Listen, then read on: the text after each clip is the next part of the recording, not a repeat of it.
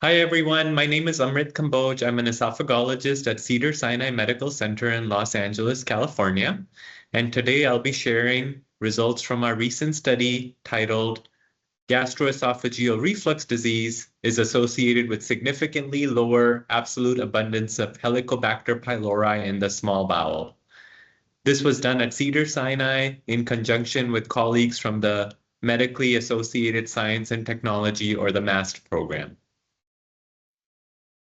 Just to give everyone a little bit of a background on what led us to do this study. So gastroesophageal reflux disease, or GERD, is one of the most common disorders worldwide, especially in the Western world. PPIs, or proton pump inhibitors, are the mainstay of treatment for reflux and may affect the gut microbiome.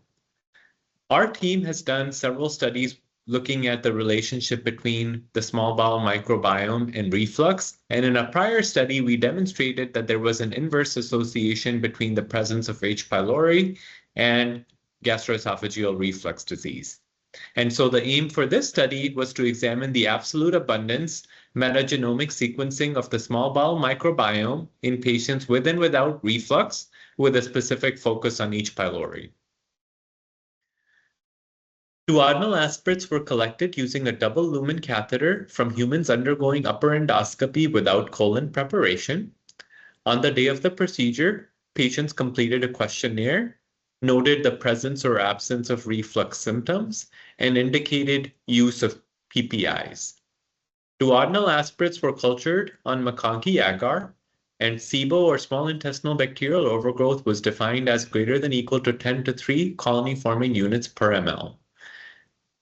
Additional analyses were performed as outlined in this slide. However, to highlight a couple of key points, duodenal aspirate DNA was purified and metagenomic sequencing was performed using specialized software.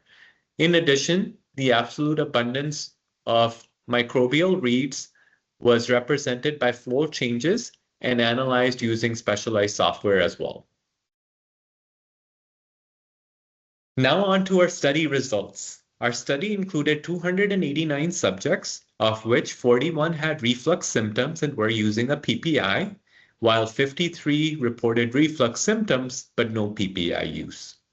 SIBO prevalence was similar in subjects with reflux compared to subjects without reflux, with an estimated prevalence of 16% across groups. And SIBO prevalence was also not associated with PPIs. Figure 1 highlights the key findings from our study. The duodenal microbiome of subjects with reflux symptoms had a significantly lower absolute abundance of Helicobacter species, including H. pylori, compared to subjects without reflux. More specifically, in subjects with reflux and self-reported use of PPIs, the absolute abundance of Helicobacter species was more than 3-fold lower than subjects without reflux. The same was true for the reflux group with no current PPI use. Finally, subjects denying reflux symptoms but with confirmed PPI use also had lower absolute abundance of Helicobacter species, including H. pylori.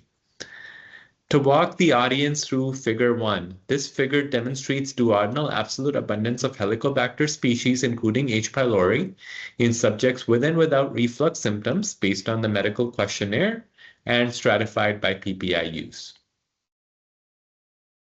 And finally, to our study conclusions.